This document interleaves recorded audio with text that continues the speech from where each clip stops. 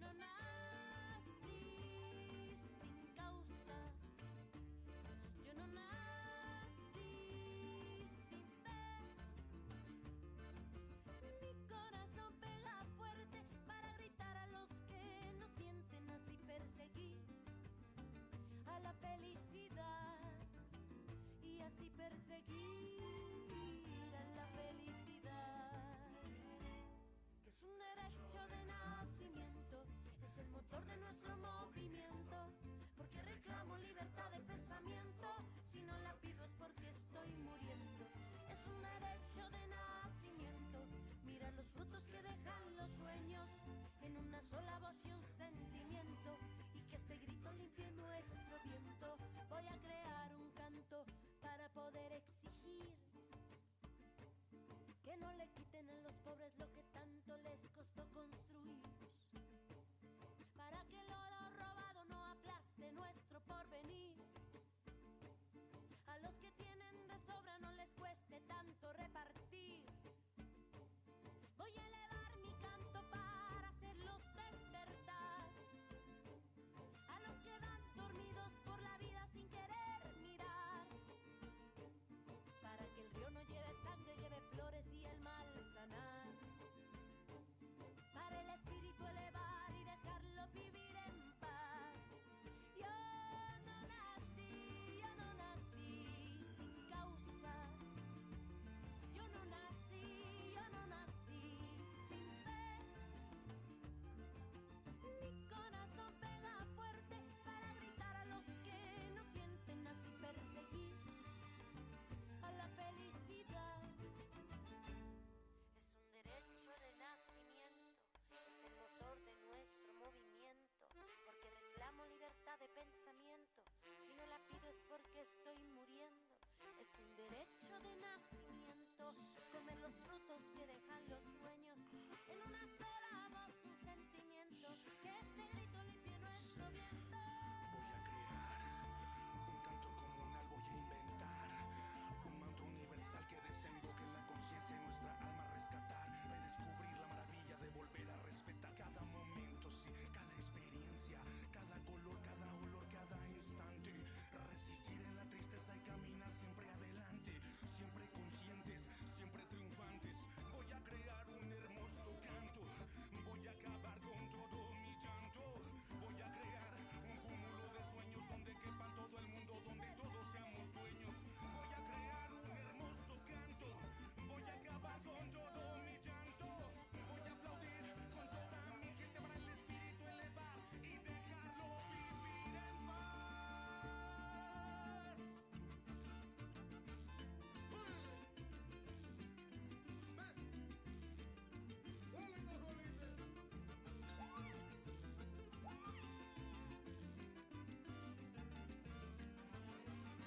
Un motor es un movimiento para alzar nuestro canto al viento, es abrazarnos con sentimiento, un derecho de nacimiento. Un motor es un movimiento para alzar nuestro canto al viento, un motor es un movimiento, un derecho de nacimiento.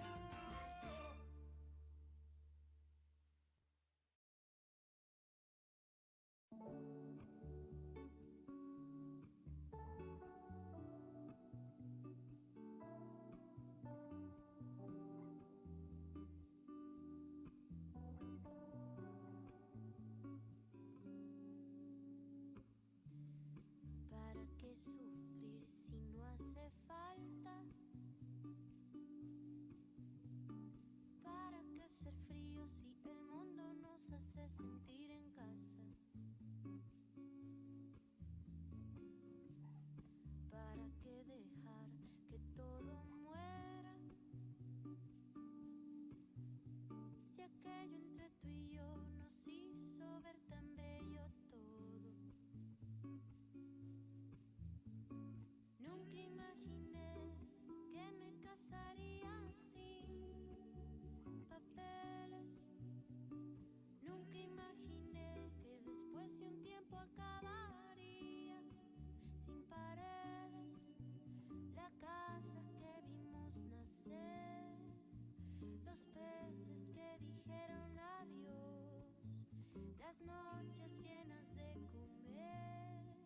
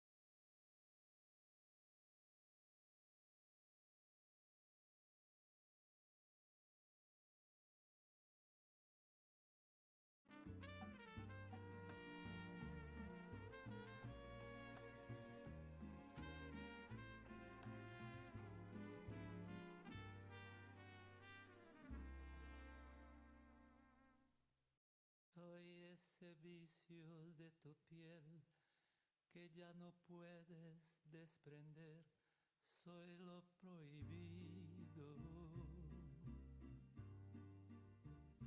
Soy esa fiebre de tu ser que te domina sin querer.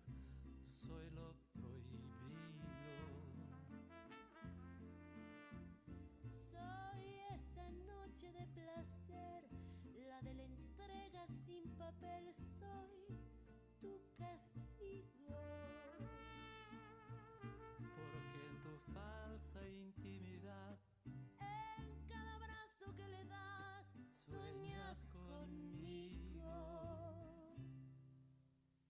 Soy el pecado que te dio nueva ilusión en el amor. Soy lo prohibido. soy la aventura que llegó para ayudarte a continuar en tu camino. Soy ese beso que se da sin que se pueda comentar. Soy ese nombre que jamás fuera de aquí pronunciarás. Soy ese amor que negarás para salvar tu dignidad. Soy lo prohibido.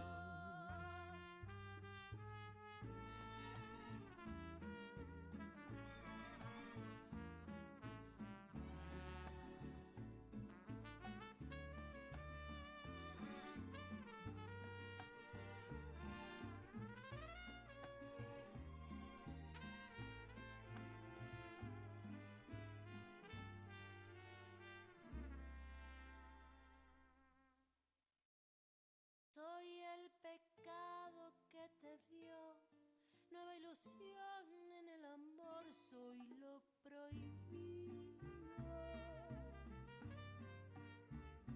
Soy la aventura que llegó para ayudarte a continuar en tu camino. Soy ese beso que se da sin que se pueda comentar. Soy ese nombre que jamás fuera de aquí pronunciarás. Soy ese amor que negarás para salvar tu dignidad. Soy lo prohibido.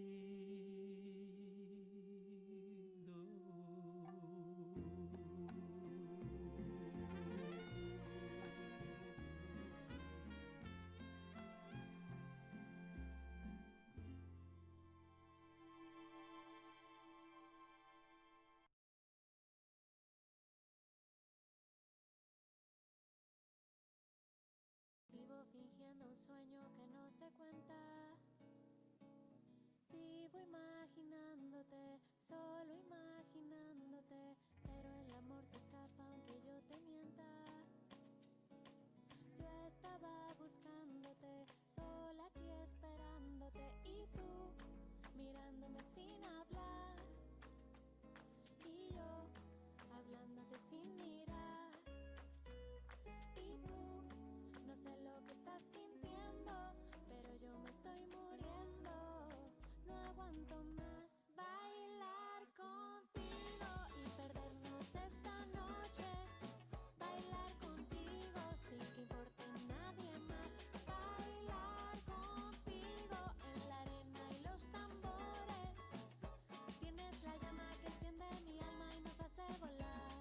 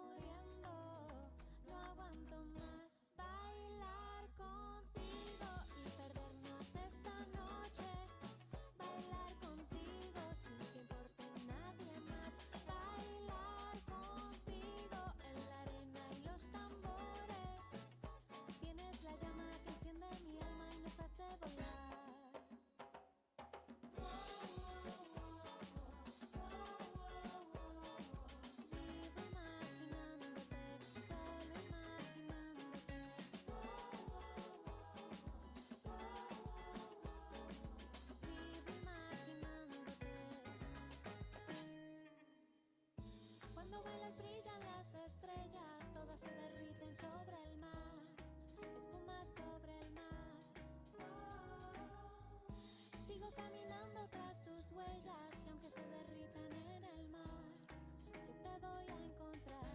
Bailar contigo y perdernos esta noche. Bailar contigo sin que importe nadie más. Bailar contigo en la arena y los tambores. Tienes la llama que enciende mi alma y nos hace volar. Vivo imaginándote,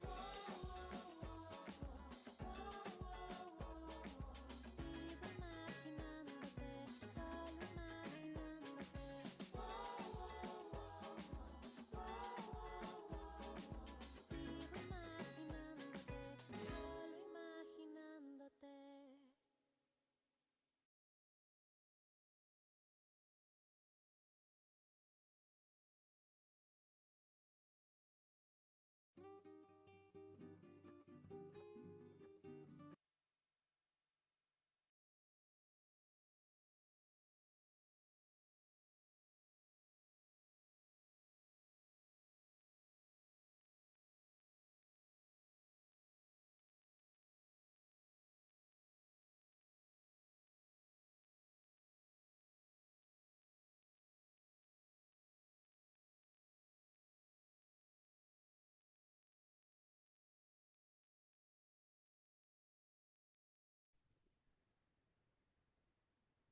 I will call the meeting to order with apologies for starting 10 minutes late.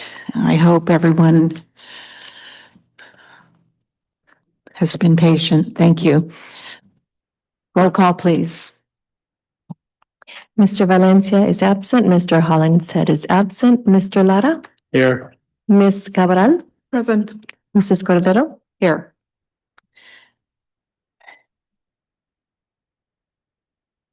Report out from closed session. We did have quite a number of items, and even though we started a bit earlier, we should have allocated a little bit more. On item A, public employment, discipline, dismissal, release, resignation, there was nothing shared regarding that. On item B, public employment for Assistant Superintendents of Human Resources and Educational Services, Deputy Superintendent and Superintendent. There was discussion and there will be an action, or there is an action item on the agenda regarding that, regarding conference with labor negotiators for the Assistant Superintendents of Human Resources and Educational Services and Deputy Superintendent and Superintendent. We had discussion with conference with SMEA. There was nothing new to share. And regarding item E, conference with labor negotiators, information was shared. And item F, student discipline, we received information and that too will be an action item. This evening, we have interpreters Sandra Carranza and Cesar Ruiz, and our greeter was Benji Alfaro, so we appreciate them. Please stand for the pledge. And I'll let you lead it, please. Right hand over your heart, ready, begin. I pledge allegiance to the flag of the United States of America and to the republic for which it stands, one nation, under God, indivisible, with liberty and justice for all.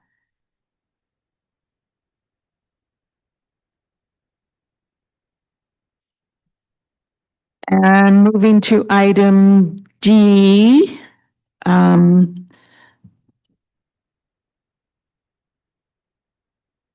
we have Dr. Palmerston coming forward to present the Ames Leaders of the Year. I had a brain freeze there for a moment. I apologize. Good evening and thank you, President Cordero, school board and Mr. Beecher and our community. I'm honored today to have the time and appreciate the time in front of the board to recognize leaders of the year as voted on and supported by AIMS, our administrators in management, which is our collection of unrepresented, certificated and classified, as well as confidential employees in our district that are unrepresented. And so the leaders of the year this year represent categories from our district leaders to our site leaders, our co-administrators and classified leaders. And so with us this evening, I'd like to first recognize our district leader of the year on behalf of AIMS, Mrs. Amber Waltz.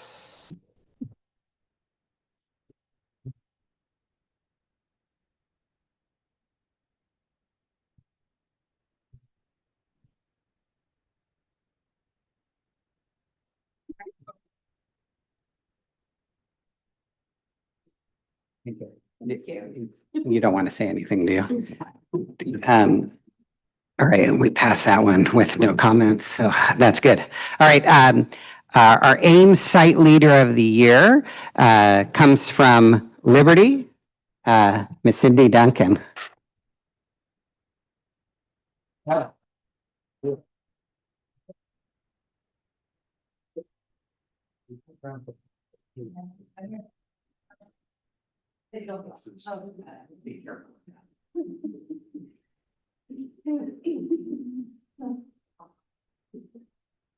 Thank you. Yeah.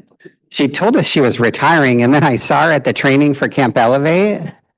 And I'm not so sure she's leaving us. Our co-administrator of the year is Heather Allen from El Camino.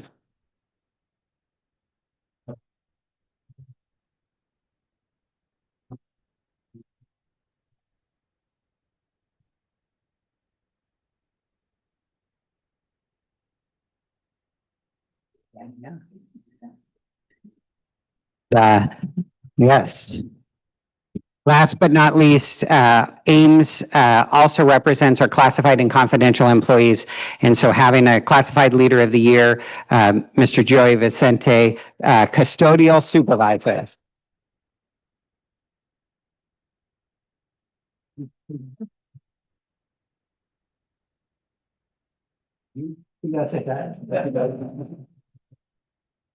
Yeah.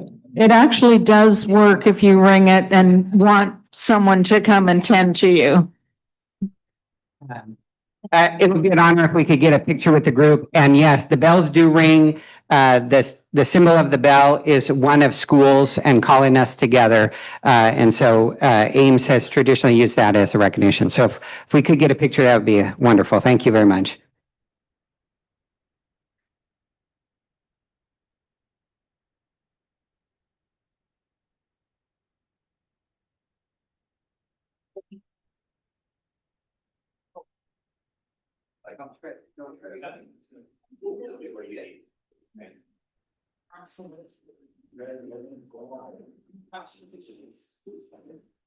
We're ready? All right, right here. 1, 2, 3, one more. Whoever else can photo.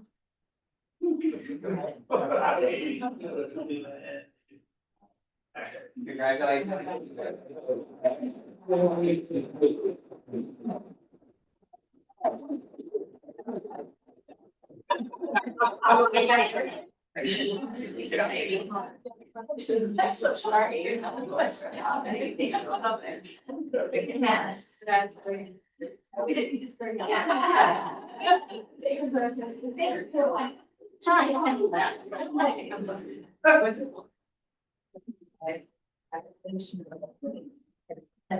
Right.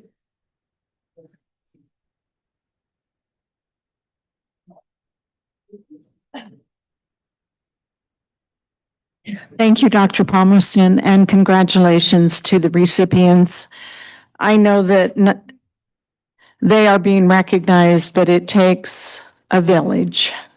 And your success or recognition comes from building a team and working with your colleagues to be successful. So congratulations.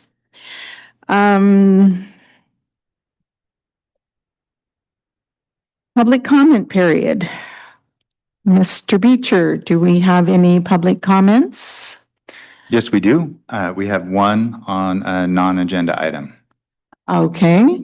Any on agenda items? No, we don't. Okay, so Sure. At this time, I'd like to ask Cheryl Hassan to come up. Mhm.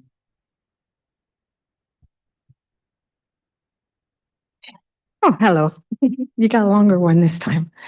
I'm here for the third month in a row and it doesn't seem like anything's going on. You guys aren't paying attention to us. You're not paying attention to the classified. This is really getting ridiculous. And now I'm coming as a taxpayer. For you guys to be doing what you're doing for the raises and promotions that you guys are giving up and not giving us our raise. It's telling us you guys can't afford to give us more than 1%. The administrators are getting 2% that they just got 10 months ago. You're changing 4 supervisors to coordinators. Thank you. Coordinators, and they're going to get $11,000 more plus the 2% raise. And then you're going to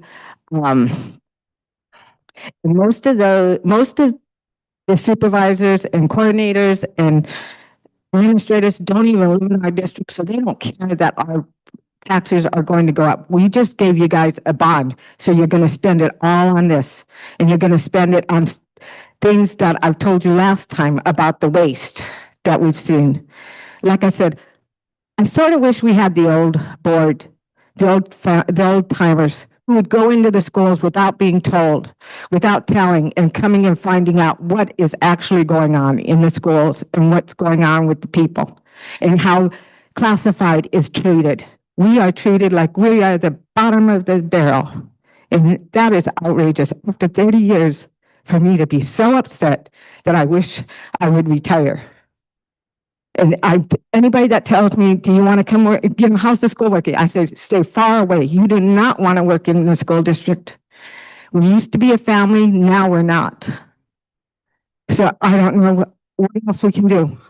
And the public is going to find out about this, about all of this and stuff.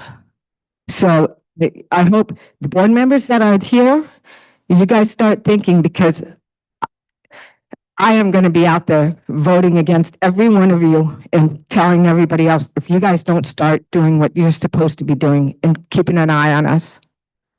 You work for me. I am a taxpayer. And I have not gotten my taxes, I pay, worth anything. This is ridiculous.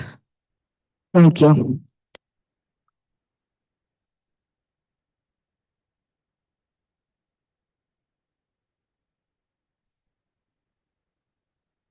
Item 9, approval of agenda as presented.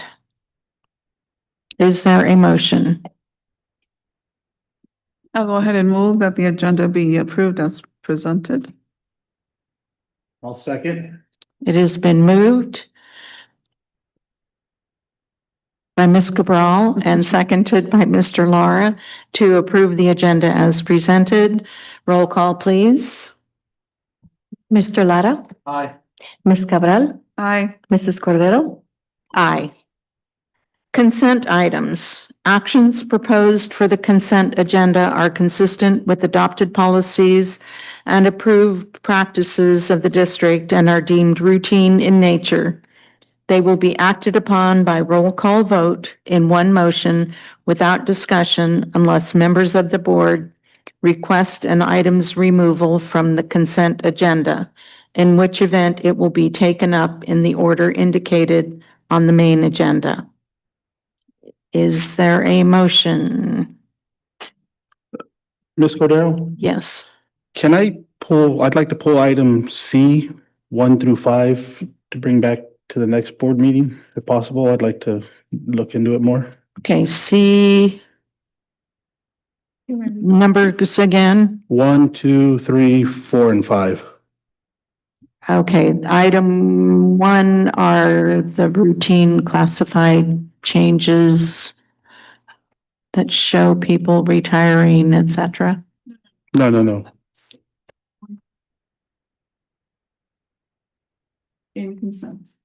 In consent. This is, Yeah. yeah, but that's just, She wants to pull it from consent and bring it back next meeting. that's this. Oh, not that, I mean, not 1, 2, 3, 4, and 5. Excuse me. Okay. All right, Mr. Laura, item C, 2, 3, 4, and 5 will be pulled from the agenda and placed at the end of our agenda this evening. So is there a motion to approve the consent agenda as, Can we bring them back to the next meeting, or we got to discuss them? well, as a rule, what it is stated is that anything that is pulled from consent then is placed onto the regular agenda. But are you asking for it to be the agenda to be amended with the removal of those items? And brought back at the next meeting? If that's your Yes. motion, okay. That's my motion, excuse me. Do we all That should have been understand? clarified. Okay, the consent agenda has been amended to remove items C, 2, 3, 4, and 5 and brought back at a later meeting. All those in favor? Aye. Roll call. Mr. Lara, Aye. Ms. Cabral, Mrs. Cordero, Aye. Ms. Cordero, I just want to make sure that we have this reflected correctly. What we just did is we revisited the approval of the agenda as presented and created a new motion on that item. Okay, so we need to go back and. I think we just did. You took the motion for it, Okay, right? Because you're right. Right. If we're going to do Okay. something on the consent agenda, then the consent agenda gets pulled and those items get considered individually on the regular agenda as part of a discussion item where right. they would normally be. And so if what the board wants to do there is remove them from the agenda, then that would have to happen under approval of the agenda as presented. Okay, so we're going to take a couple of steps back. Just for clarification. Okay, we are rescinding our approval of the agenda. And a new motion will be made. Sobe, I'll make the motion. I would like to remove from C, items 2, 3, and 4, and 5. From the consent Consent agenda. Okay, and a second? Second. Okay, it has been moved and seconded to amend the agenda by removing items C, 2, 3, 4, and 5 from the consent agenda. Roll call, please. Mr. Lara, Aye. Ms. Cabral, Aye. Mrs. Cordero, Aye. Consent items. So we need a motion to approve the consent items in their amended format.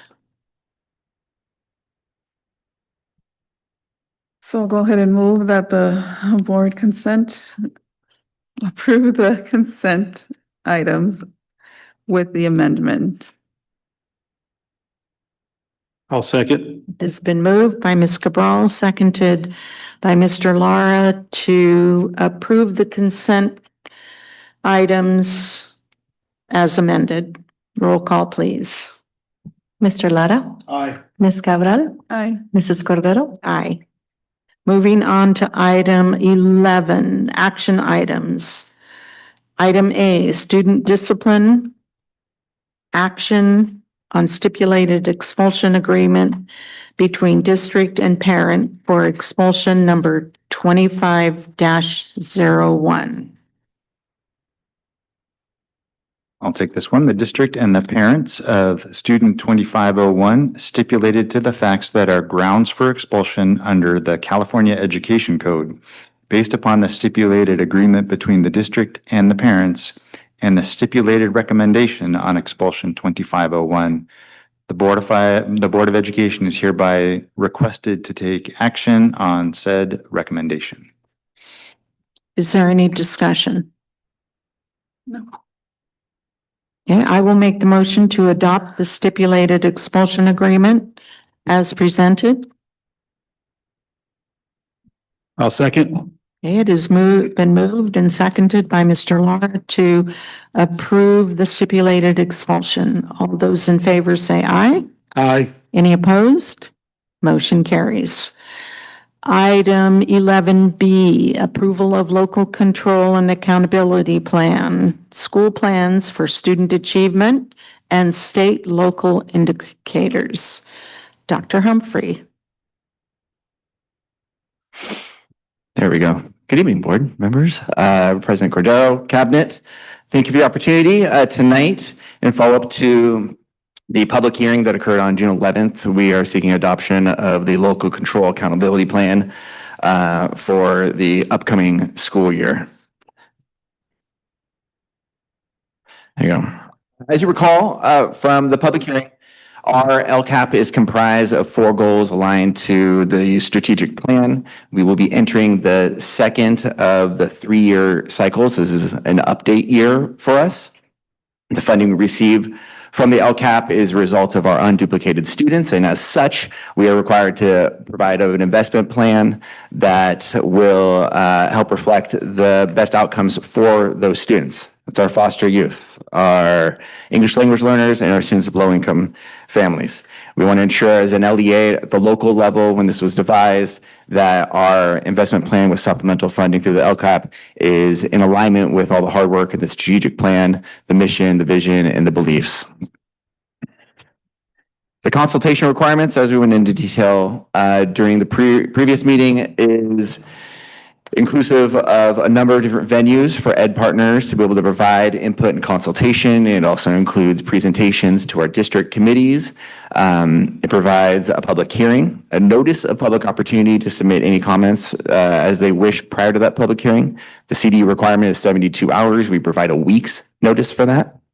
We successfully conducted our public hearing on June 11th. We've been in frequent collaboration with the county for any of the compliance requirements, making sure as our final authorizer that they're confident in our LCAP as well. And then we have landed here, June 25th, prior to the June 30th deadline for adoption at a public school board meeting. The components we are building off of from the June 11th meeting include the following. It's a budget overview for parents, our increased and improved services. It also includes our SIPSAs, which is our school plan for student achievement, and our local indicators, both of which are included in their entirety in your board packet. The parent budget overview. It mirrors the work that Brian King presented at the last meeting and will be following up with me as a requirement on the fiscal end, reflecting that out of the LCFF funding in total, eclipsing over $420 million, the LCAP contributes $101 million towards that, and that's as a result of our unduplicated student count, ensuring that funding goes in totality towards serving their needs and best outcomes.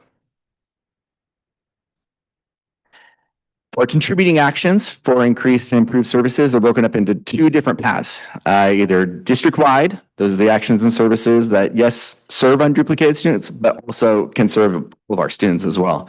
And then there are contributing actions that are limited specifically to those unduplicated student groups.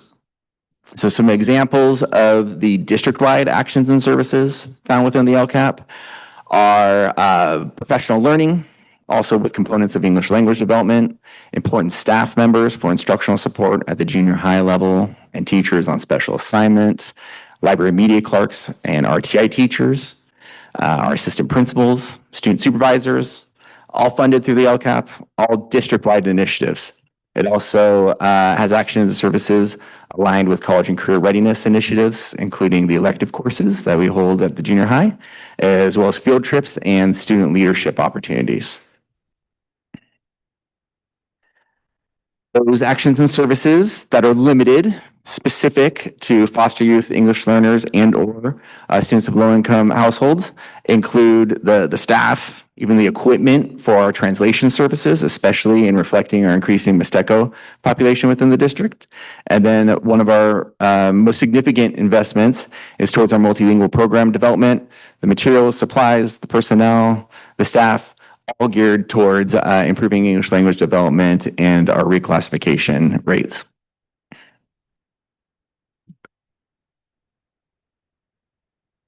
I'll also note, if I can back up here, for actions and services, district-wide, limited, each one of those is required to have a goal analysis within it, and that component reflects the progress monitoring, aligned with metrics, aligned to student outcomes, California dashboard, local indicators, and priorities. Each one of those are all aligned with progress monitoring measures, and those are all included in the LCAP as well. Within our LEA plan, also being submitted is our Consolidated Application and Reporting System, better known as CARS. This is used by the California Department of Education to distribute our categorical funds from various state and federal programs to school districts. The annual application contains the district's entitlements for each funded program and the district's allocation of funds for indirect costs and for programs operated at our school sites.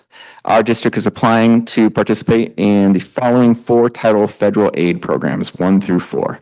It's routine. This is what we apply for every year. Highlights of some of the actions and services that are funded through these titles range from Title I, which you might be the most familiar with. Schools get direct allocations that they include in their SIPSAs, which are included in the board packet. It also helps fund staffing positions such as community liaisons and instructional coaches on site. Title II, funding that's geared towards promoting effective staff, includes funding for our teachers on special assignment, as well as our professional development efforts. Title III, geared towards English language development, includes staff such as newcomer teachers and bilingual instructional aides, as well as the recently board-approved Elevation ELD program. And then Title IV, a well-rounded education, that includes funding for culture and climate TOSA, as well as the board-approved Hatching Counselor program for our junior highs, as well as the Second Step Social Emotional Learning program. Now, at the most localized level, we have our SIPSAs. Those are our school plans for student achievement. All 21 of them are included in your board packet, so I'll give you some highlights on it. The LCAP and federal addendum are included for funds for our SIPSAs. They're aligned to our 4 strategic goals and responsive to the localized needs of each of our school sites.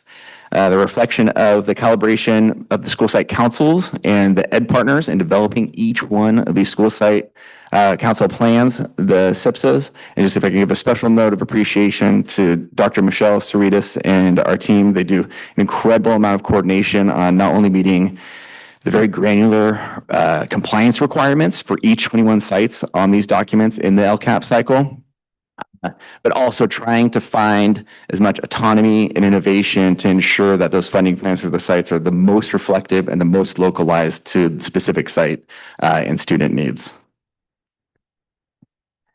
So within those SIPSAs, you'll find they do an annual review, a lot of questions on progress monitoring. They do a comprehensive needs assessment, and that's all before they actually develop the school plan for student achievement funding plan. Within the entire cycle, you'll find evidence-based strategies to meet their school needs. They must articulate how those strategies will provide opportunities for all students, including each of the student groups I've outlined prior, to meet the state standards, how it's going to strengthen the academic program, and it's got to address the needs for all those students in the school, particularly those at risk. As things inherently change in our work because we work in education, they make a school plan for student achievement now in the spring. It is not written in stone for the whole year. You're able to have this as being a fluid document. It's one of the benefits for SIPSs in the LCAP, and they want to make sure that sites are able to adapt and be responsive to the local site needs. So we've embedded a revision process so that if they have a revision to their SIPSA, it must be approved by the school site council first. And we have significantly less revisions than last school year. You have linked every single revision that was made by every single site throughout the entire school year in your board packet. To save you from reading all that for right now, I'm just going to give you some of the highlights for the top reasons why we had revisions. One was sometimes sites will put towards a staffing allocation, like a teacher tutor or a different position.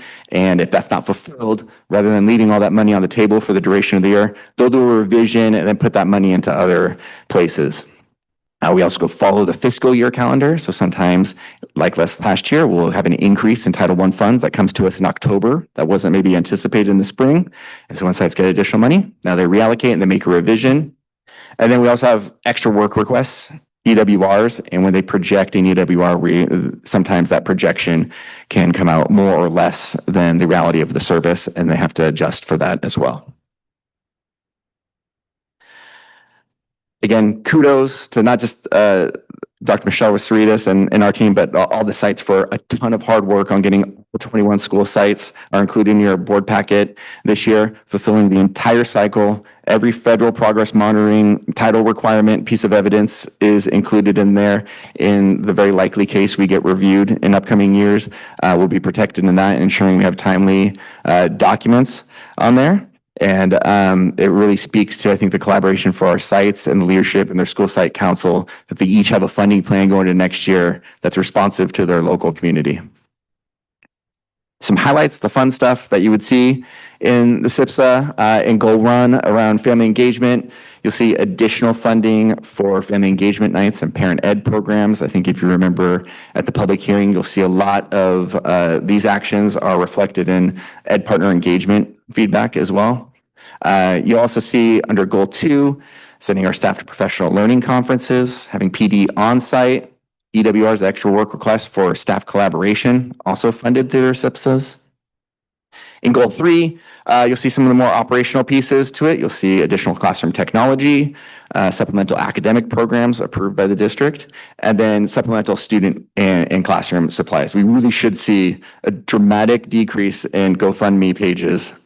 Our sites doing the best job with their SIPSAs do not have those. All of our classrooms should be filled with student classroom supplies because it's an allowable piece to this.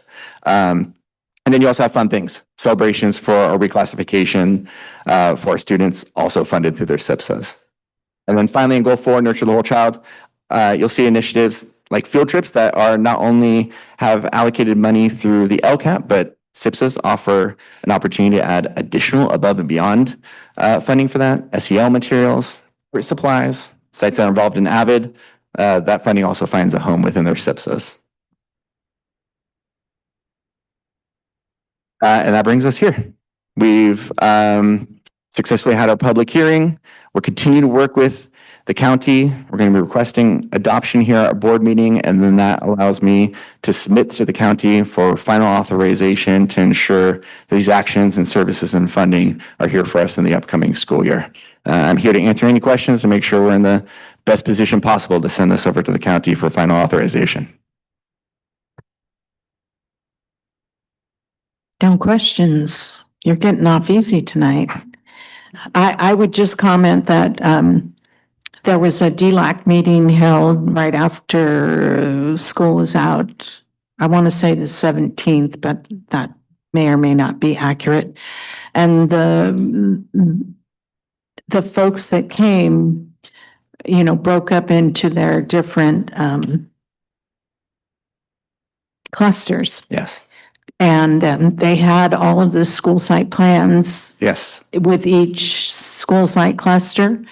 So I ended up taking one from each of them, and it has provided me with some, I wouldn't say bedtime reading, but I have had a little more free time. So I've taken time to read through those. It's been a while since I've really seen the differences in how those are done now. And there, you know, it seems like, we're moving in the right direction and we are using our funds appropriately to support our students. I know just adding the whole VAPA component, which is somewhat supported by LCAP, but that, state funding came for that has made a huge difference at many of our school sites. So with that, is there a motion? I go ahead and move that the Board of Education approve the local control accountability plan update, federal addendum, SPSAs, and state local indicators as presented. And okay, go.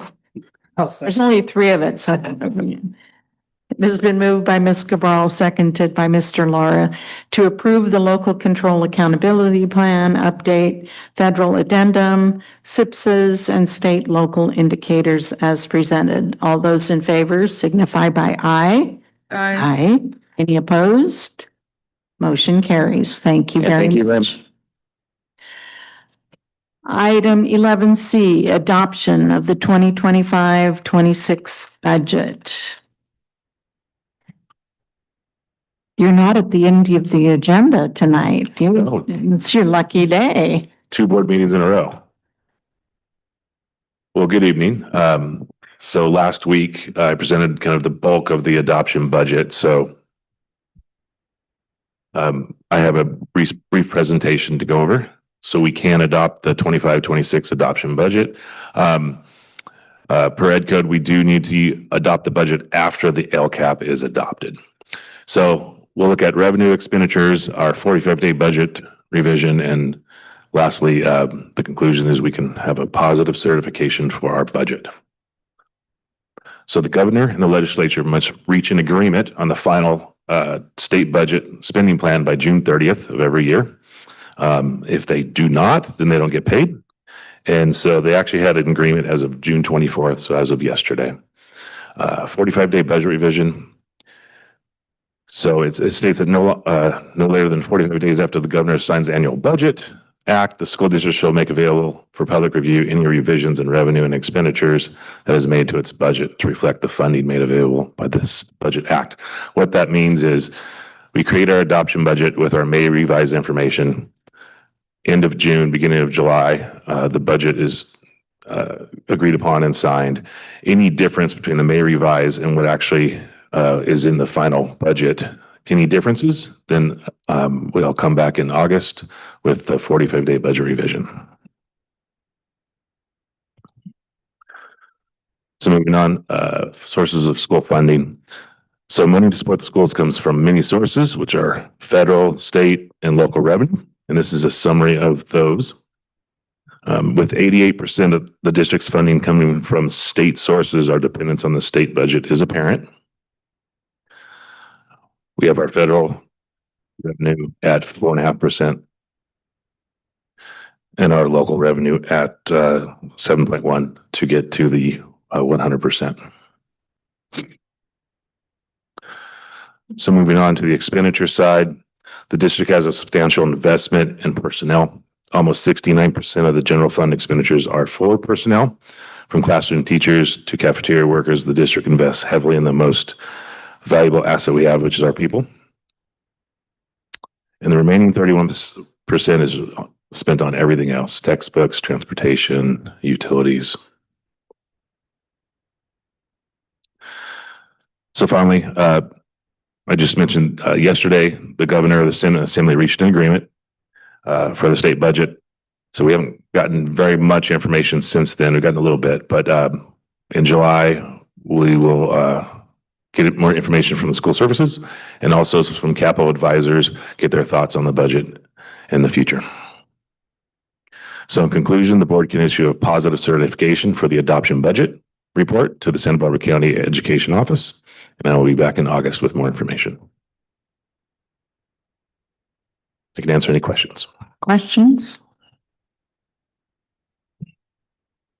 It's amazing how the budget at the state level, now that people won't get paid unless it's done by a certain date. Yep. It has made a significant difference. I do remember days when we actually started the school year without having a state budget. So that's definitely a good thing.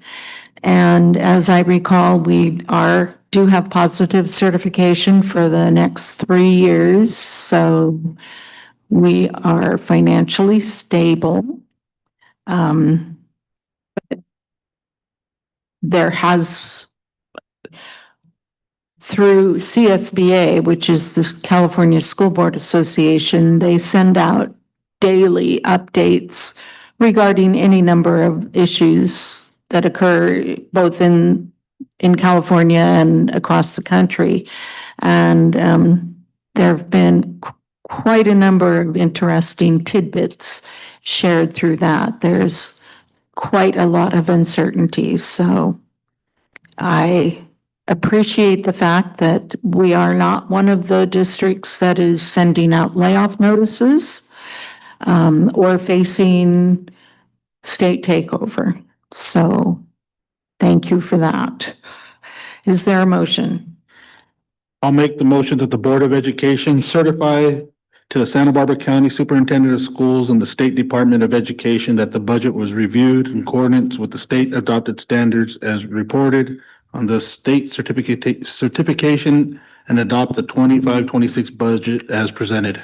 I'll second.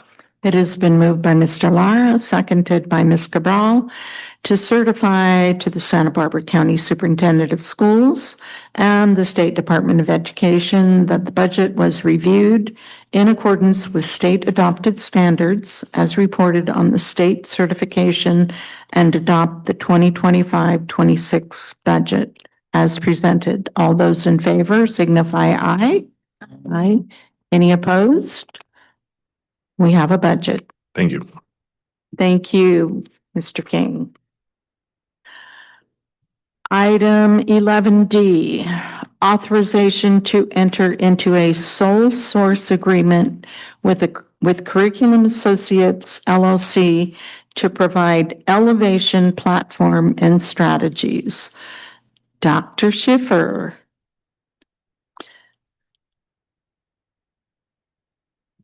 Good evening, board members. I'm bringing forth this contract to you tonight. This would be a renewal contract for our elevation software that we've been using for just over a year. This platform is designed as a comprehensive solution that helps our district administrators, our school leaders, and our classroom teachers and it provides transparent data and digital tools so that we can effectively monitor our students' progress toward English language development.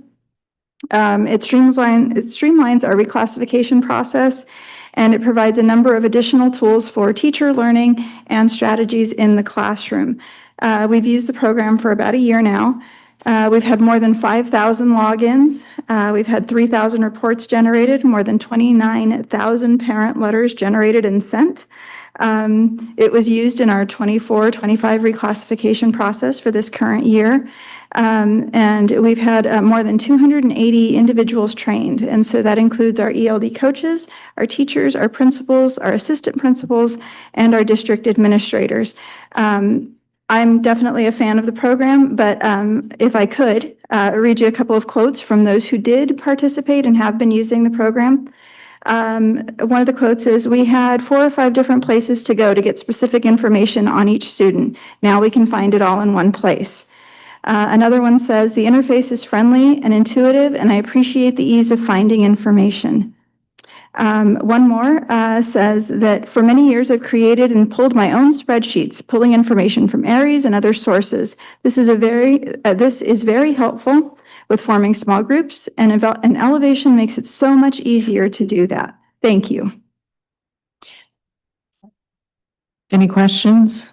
I have one question. I'm ready. Is this all an online technology-based program?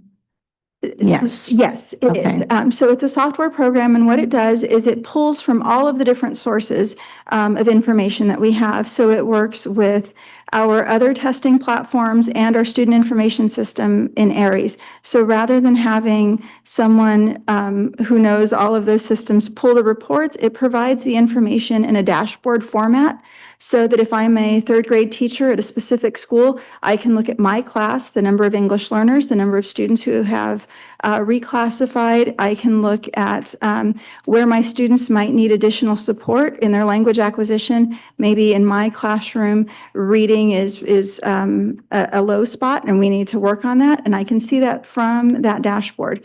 It also has the ability to zoom out. So if I'm a coach, an ELD coach at a school site, I can look at the school site and determine what the teachers might need as strategies or help in that way. And then at the district level, we can look at the data for individual school sites, but the data as a district. And then, of course, we're able to generate parent notifications and streamline our reclassification process. So I'm assuming teachers enter any data that is related to assessments, or how is that all generated? The teachers don't have to enter anything. It's all right there for them. So rather than looking at iReady scores or the NWEA platform, all of it is, this platform is able to communicate with all those other platforms. And so it's all condensed into one space and they can pull a single report. Yes. Yeah, as I mentioned, I was reading through school plans and elevation was mentioned in a significant number. So, Yes. Thank you. Something that I wish we had back when I was teaching. Any other questions? Comments? All right, I will move to authorize a sole source agreement with Curriculum Associates to provide elevation platform and strategies as presented. I'll second. And Ms. Cabral seconds that motion. All those in favor? Any opposed? Thank you very much. Thank you. Item 11E, ratification of salary understanding with administrators in management service. Dr. Bland. Good evening, President Cordero, Board, Mr. Beecher. Tonight, I bring to you a tentative understanding that's been reached between the district and the administrators in management service, AIMS, for a on-schedule salary increase of 2% ongoing effective July 1, 2025 for the 2025-2026 school year. All management and confidential employees employed as of the board approval date will be eligible for these increases effective July 1, 2025. And in accordance with the requirements of Government Code Section 3547.5, the superintendent and chief business official of the Santa Maria Bonita School District hereby certify that the district can meet the costs incurred under this understanding with the administrators in management services AIMS. Questions? Okay, I'm just going to make one comment. I know we did this not too long ago when, I don't remember if it was before or after the SMEA agreement came forward, but this action was delayed this past school year for any number of reasons, which I really don't know. So some may think that, this is like a double, but that SMEA agreement was good for the 24-25 and applied to the AIMS group much later in the school year, but it was exactly the same. And so since that settlement has occurred early before the end of this past academic school year, we're getting a head start. So we will not be revisiting any of this until after the next contract negotiation. So with that, I would entertain a motion. I'll go ahead and move that the Board of Education approve the tentative salary understanding with Ames as presented. I'll second. It has been moved by Ms. Cabral, seconded by Mr. Lara, to approve the tentative salary understanding with Ames as presented. All those in favor signify by aye. Aye. Any opposed? Motion carries. Thank you. Item 11F, approve Ames increases Assistant Superintendents, Deputy Superintendents, 2025-2026 salary schedules. Mr. Beecher. Thank you. Prior to this agenda item, the board has considered whether to approve the tentative understanding between the district and Administrators and Management Services Ames Group for an on-schedule salary increase of 2% effective July 1, 2025 for the 2025-2026 school year.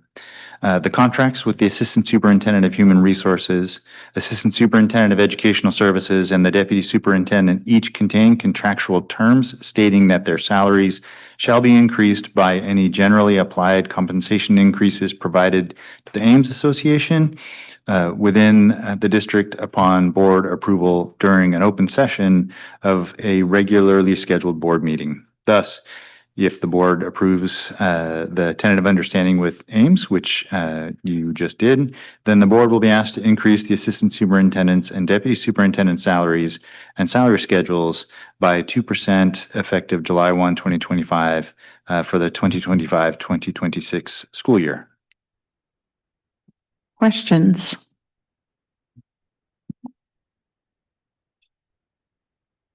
Motion? I'll go ahead and move that the Board of Education increase the Assistant Superintendents of Human Resources and Educational Services and Deputy Superintendent salary schedules by 2% effective July 1st, 2025 for the 2025-26 school year, and that the board approve the said new salary schedules presented to the board for the 2025-2026 school year as presented. I'll second. It has been moved by Ms. Cabral and seconded by Mr. Lara to approve the increase to the Assistant Superintendents of Human Resources and Educational Services and Deputy Superintendent salary schedules by 2% effective July 1, 2025 for the 2025-26 school year, and that the board will approve the new salary schedules presented to the board. All those in favor?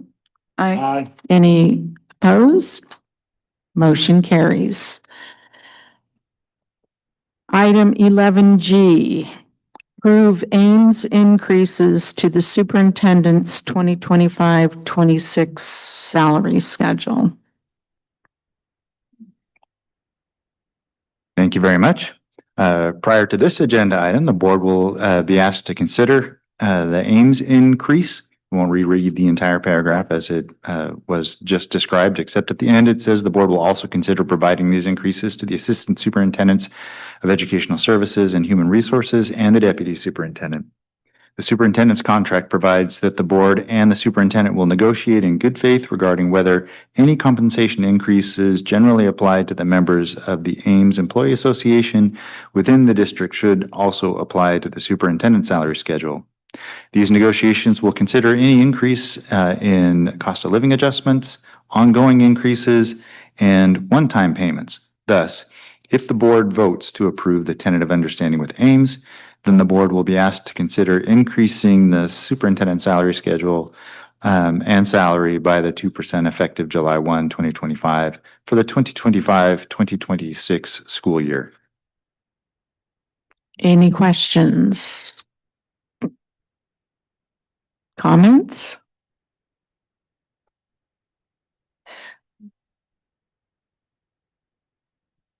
Okay, I'll go ahead and move that the Board of Education consider and vote on whether on whether to increase the superintendent's salary and salary schedule by 2% effective July 1st, 2025 for the 2025-2026 school year, and that the board approve the new superintendent's salary as presented.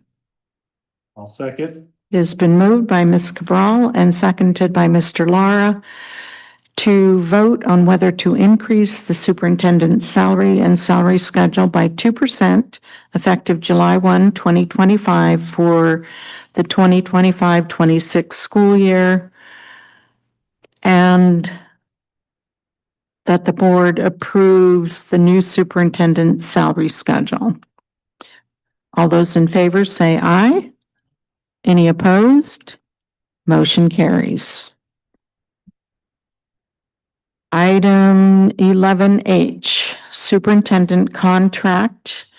The board will consider action extending the superintendent's contract, revising other material terms, and disclosing the salary placement for 2025-2026 school year.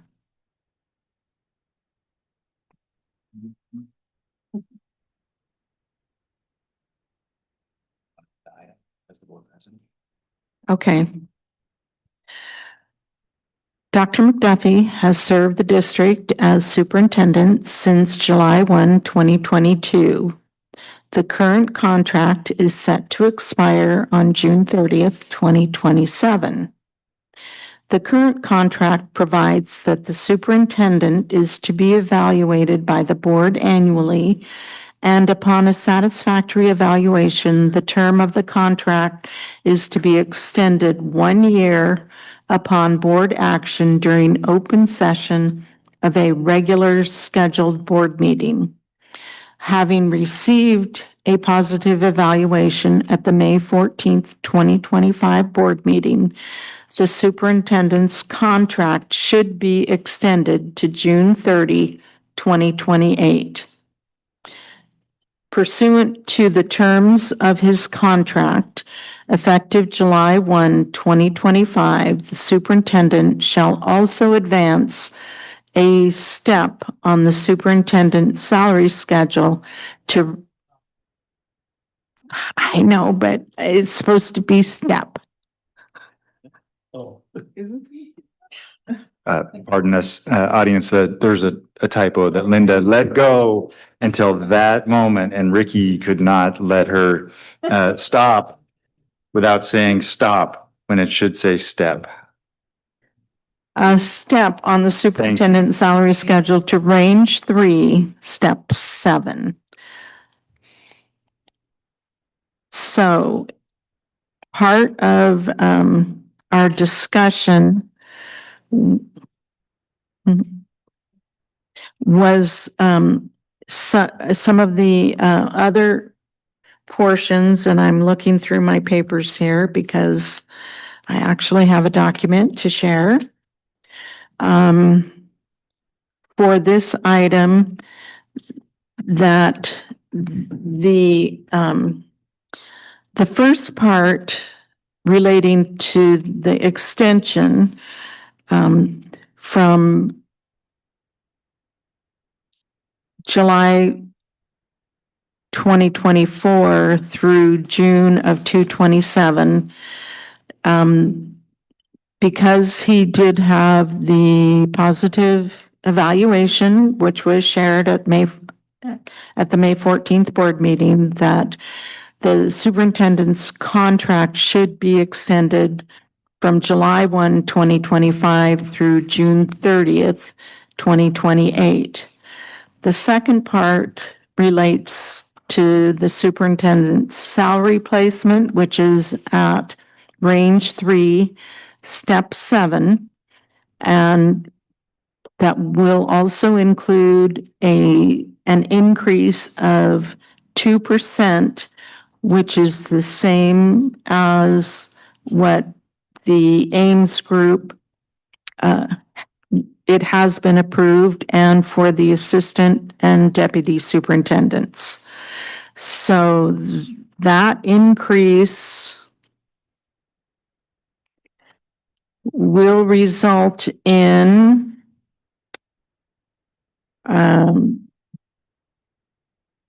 a final salary of $307,098.43 effective July 1, 2025. So I am presenting that as a motion to extend the contract by 1 year to 2028, June 30th, and to approve the placement of the superintendent on the salary schedule at range 3, step 7.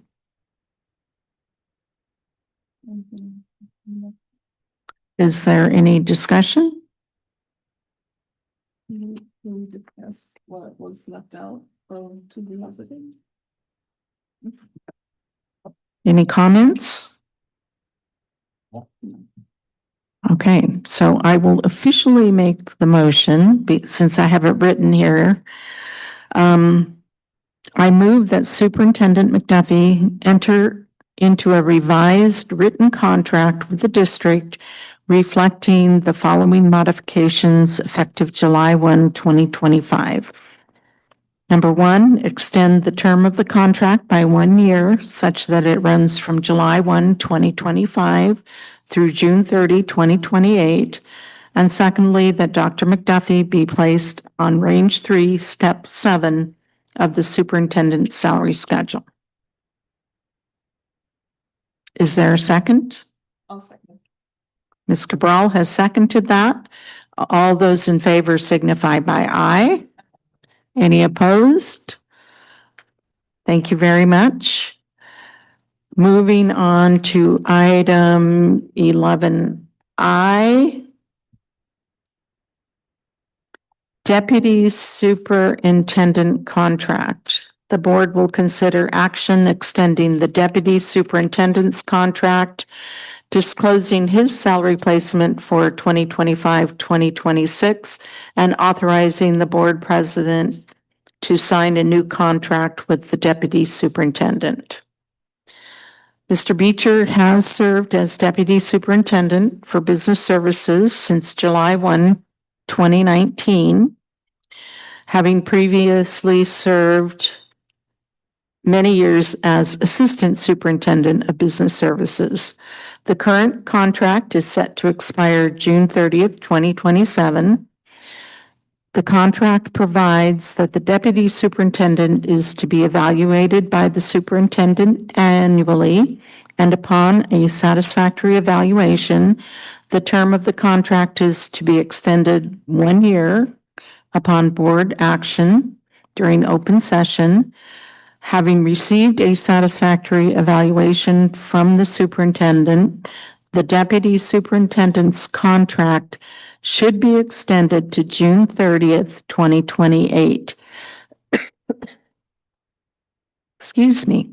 Pursuant to the terms of this contract, the deputy superintendent remains at range 2, step 15 on the deputy superintendent's salary schedule. Even though this is his 20th year, with an anniversary in which would make the salary at $268,466 with an anniversary increment of $8,054, honoring his 20 years of administrative service to the district. Is there a motion? I'll make the motion that the Board of Education extend the Deputy Superintendent Beecher's contract to June 30th, 2028. Excuse me. Disclose his placement on the Deputy Superintendent salary schedule at range 2, step 15, at a salary of $268,466 with an anniversary increment of $8,053.98 effective July 21st, 2025, and authorize the board president to sign a contract with the deputy superintendent reflecting these terms. It has been moved by Mr. Lara, seconded by Ms. Cabral, to extend the superintendent's contract to June 30th, 2028. and at a salary of range 2, step 15, $268,466 with an anniversary increment of $8,054 effective July 1st, 2025. And authorize the board president to sign the contract. All those in favor? Aye. Any opposed? Motion carries. Item 11J, Assistant Superintendent Educational Services Contract. The board will consider action extending the Assistant Superintendent's contract, disclosing her salary placement for 2025-26, and authorizing the board president to sign a new contract with the Assistant Superintendent. Maiju Lo Chang-vu has served as Assistant Superintendent, Educational Services since July 31st, 2023. The current contract is set to expire June 30th, 2027. The current contract provides that the Assistant Superintendent, Educational Services is to be evaluated by the superintendent annually, and upon a satisfactory evaluation, the term of the contract is to be extended 1 year upon board action during open session of a regular scheduled board meeting. Having received a satisfactory evaluation from the superintendent, Ms. Lo Chung-vu's contract should be extended to June 30, 2028. Pursuant to the terms of her contract, Ms. Lo Chung-vu shall also advance a step on the assistant superintendent's salary schedule to range 2, step 10, at a salary of $228,435, effective July 1, 2025. Comments or questions? A motion? I need a break. I'll go ahead and move that the Board of Education extend the Assistant Superintendent of Educational Services, Long Chung-vu's contract to June 30th, 2028.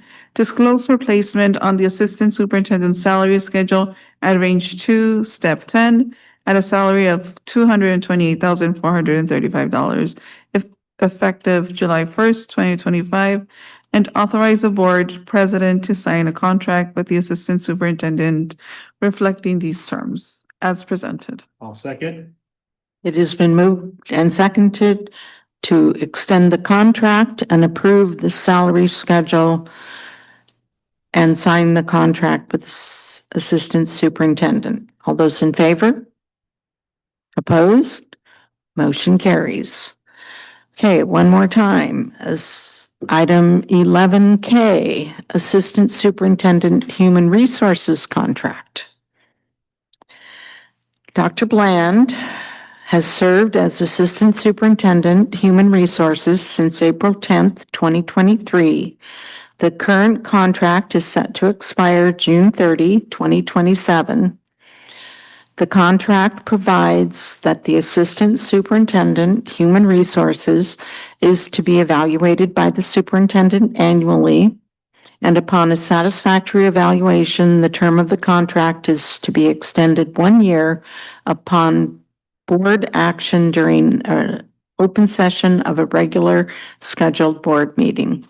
Having received a satisfactory evaluation from the superintendent, Dr. Bland shall also advance a step on the Assistant Superintendent salary schedule to range 3, step 6, at a salary of $209,506, effective July 1, 2025.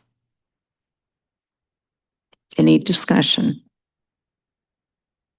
It's your turn to read.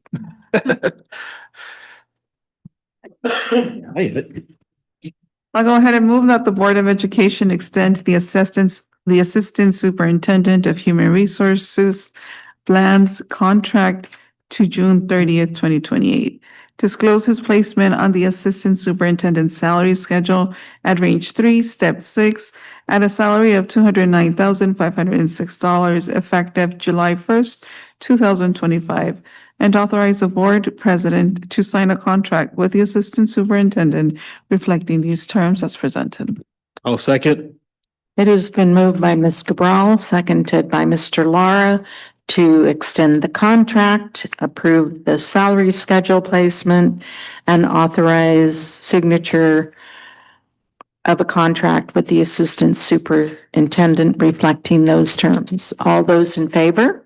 Aye. Any opposed? Motion carries. Thank you. And that brings us almost to the end of our school board meeting.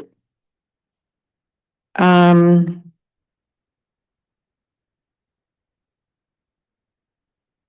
there any discussion items that anyone wants to bring up? No. Any new business? Board superintendent reports? I have nothing to report. Happy summer, everything. Actually, I'll just reiterate, I did attend that DLAC meeting and it was, I know it's hard to grasp the idea that reading school site plans would be interesting, but they actually were. And that I was able to make one summer school visit today to Fessler and was in a couple of the special ed classrooms, and they have 6th, 7th, and 8th graders there. I think he said there were about between 100 and 110 students attending. And they're in the morning, they are there for the more academic portion, and then extended day activities until 4 p.m. And I stayed through their lunch period and they interacted with the students. They seemed to be enjoying their lunch and were having quiet conversations among their different groups. So just the way I like to see it. Mr. Beecher. I've done more than my share of talking tonight. I have nothing to report except that I thank you for reading that last section of items on behalf of Dr. McDuffie. So thank you for doing all of that reading. And then just to thank the board for letting me be a guest tonight at the front. It's been a pleasure to sit up here and be a part of the experience. I know Darren's off in an important meeting, and I know he's watching online, and would like to also be in the room to be a support to the board. But thank you very much for your leadership in his absence. I would just make one additional comment before I accept a motion for adjournment. At the outset of the meeting, when the closed session items were reviewed, I alluded to the fact that we would be taking action later. And so while it appears that no one had an opinion or anything to say about any of those items, everything was discussed during closed session. And